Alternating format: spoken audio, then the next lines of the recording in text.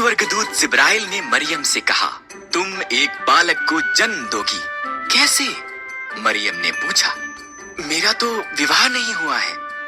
परमेश्वर का पवित्र आत्मा तुम पर आएगा, बालक परमेश्वर का पुत्र होगा।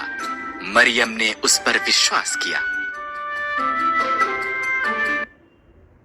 मरियम की मंगनी यूसुफ के साथ हुई थी, पर उसने उसकी कहानी पर विश्वास नहीं किया, इसलिए स्वर्गदूत उसके पास भी आया।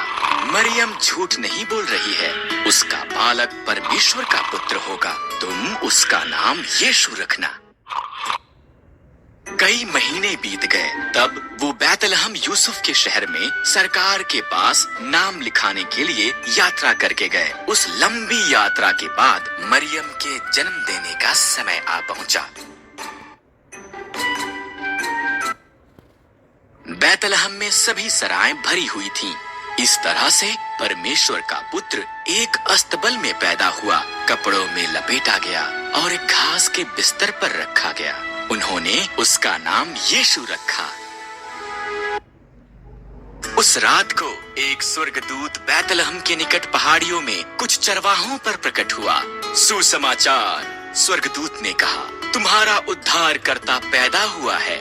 वो बैतलहम में एक चरनी में रखा हुआ है।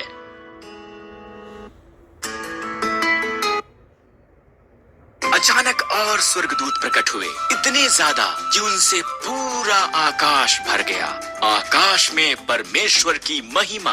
उन सब ने गीत गाया, पृथ्वी पर उन मनुष्यों में जिनसे वो प्रसन्न है शांति हो। जब स्वर्गदूत चले गए, चरवाहे जल्दी से बैतलहम के लिए निकले।